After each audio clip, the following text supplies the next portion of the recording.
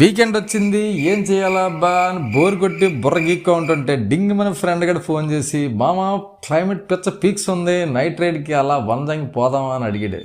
ఆ మాట విని అనగానే నా మొహం 1000 వాట్స్ బల్బులో వెలిగిపోయి వెంటనే చకచక రెడీ అయిపోయి నైట్ 12:30 కల్లా వైజాగ్లోని పెందుతులో మా ఇంటి దగ్గర నుంచి చెంగుమనుకుంటా బండి మీద ఎగేసుకొని బయలుదేరిపోయినాం. నైట్కి అడ్డకట్టించే సెల్లో డిస్కో లైట్లాంటి చంద్రుడు చూసుకుంటా సౌండ్ బార్లో సాంగ్స్ వేసుకొని ఆ మ్యూజిక్ ఇంటా వెళ్తా ఉంటుంది మా అమ్మ ఫీల్. పిచ్చ పీక్స్ రచ్చ రాక్స్.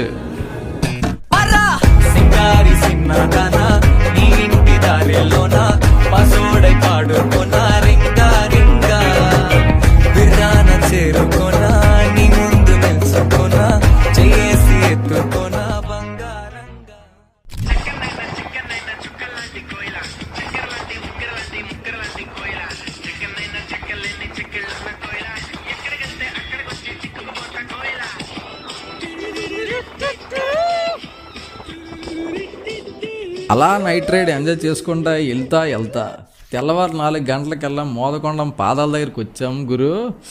చలి గడ్డ కట్టించేస్తుంది. మైనస్లో ఉన్నా సరే ఆశ్చర్యపోవసలేదు. చలి పిచ్చ పీక్స్, క్లైమేట్ అదృశ్య. వెంటనే బాబోయ్ ఇంకా టైం అయిపోతుందని ఇంకా అక్కడి నుంచి లేట్ చేయకుండా బయలుదేరుకుంటా వెళ్తే తీరా కట్ చేస్తే 5 గంటలకల్లా వంజాంగి కొండ దగ్గర ముళ్ళు ట్రాఫిక్ జామ్. సరే అనే ట్రాఫిక్ జామ్ మెల్లగా దాటుకొని ముందు పడితే ఎందుకురా ఎంత ట్రాఫిక్ జామ్ అయింది ముందు చూస్తే చెక్ పోస్ట్ ఉంది. ఏంద్రా చెక్ పోస్ట్ అని చూస్తే బండికి 70 రూపాయలు అన్నారు, మనిషికి 50 రూపాయలు అన్నారు. వామ్మో ఇదేం రేటరా నాయన అనుకున్నాం.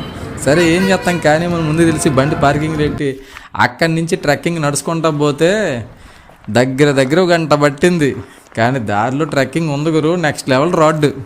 నడుచుకుంటా వ్యూస్ చూసుకుంటా ఎంజాయ్ చేసుకుంటా ఆ ట్రెక్కింగ్ తుప్పల మధ్యలో డొంకల మధ్యలో నడుచుకొని ఒక పాయింట్కి రీచ్ అయ్యాం గురు. అక్కడి నుంచి వ్యూ ఇలా కనబడుతుంది.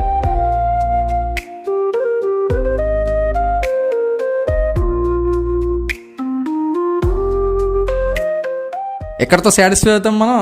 మా ఫ్రెండ్ గారు నడడాన్ని బలవంతంగా బ్రదరే పైకి కొండ ఎక్కించేసి గట్టిపడి బలవంతం చేసి పైకి ఎక్కించేసి ఆ పైనుంచి ఎక్కిన తర్వాత ఆ వ్యూ ఉంది గురు. ఆ వ్యూ చూడండి, ఆహా. 1 అవర్ ట్రెక్కింగ్ అంతా మర్చిపోయాను అబ్బా. He's capturing me, I'm capturing him. Hence the nasty ride justified. ఎక్కడితో సాటిస్ఫై కాకుండా అక్కడికి వెళ్దామని చెప్పి మా ఫ్రెండ్ గడికి ఇష్టం లేకపోయినా రెక్క పట్టుకొని బలవంతంగా పేదకి లాక్కెళ్ళిపోతే అక్కడి నుంచి చూస్తే ఉందమామ వ్యూ.